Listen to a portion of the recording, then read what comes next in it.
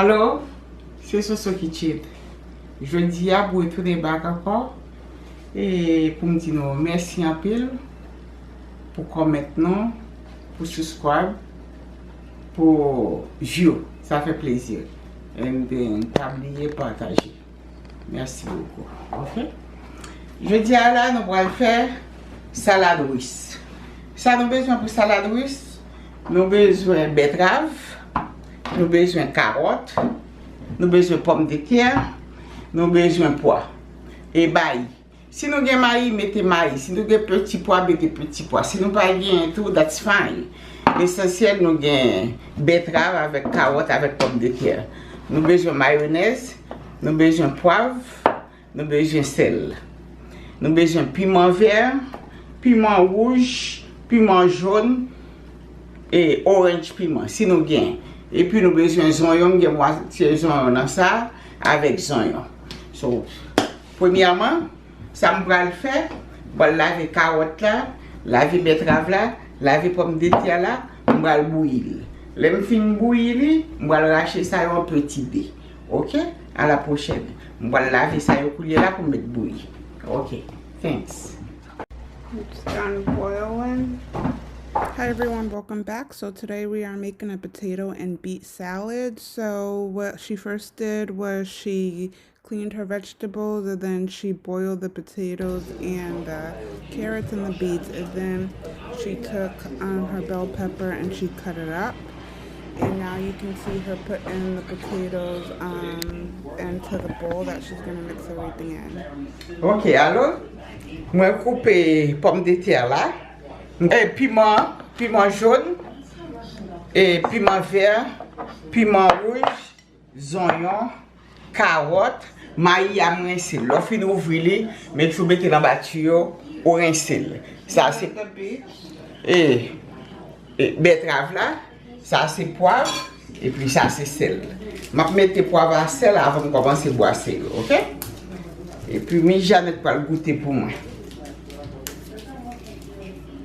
So first she cut up the potatoes, and before she adds anything else, she's just going to add some salt. And then she's going to put in the bell peppers. Piment jaune.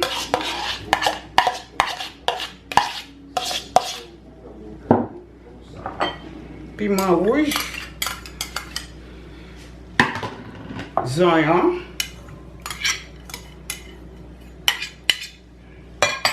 Vous connaissez tout bagaille bien cuite.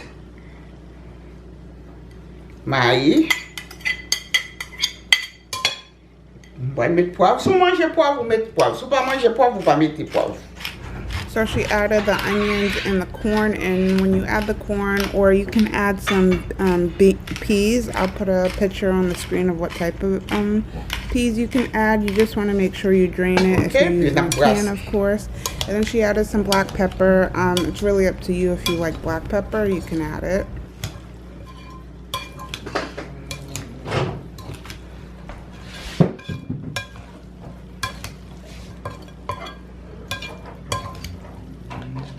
Mettre carotte à cuillère.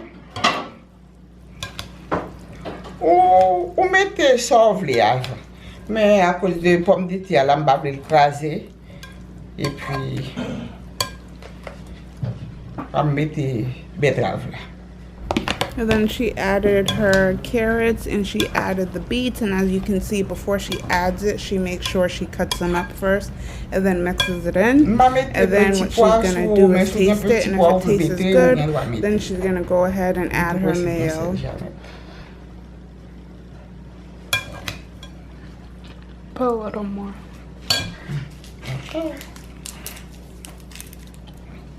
So after tasting it, we realized it needs a little bit more salt, so we're just going to add a little bit more salt.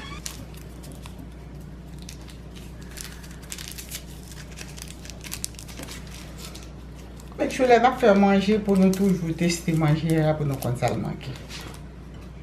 What she just said is every time you cook, just make sure you're always tasting your food just so you can see what it's missing. That's good time. Yeah? Mm-hmm. Yeah. Boil mettre mayonnaise là. Je vais mettre mayonnaise là s'il manque, je vais mettre l'autre encore. So we did another taste test. It was much better. So now we are adding the mayo. And you just want to add enough mayo to like evenly coat everything. But of course, you're going to taste it again to see if it is enough mayo and if it's how you like it. And if it is, you don't add any more. If it's not, of course, you add more to whatever you like. Guys, taste your food. It's your food. You know what you like. Il suffit.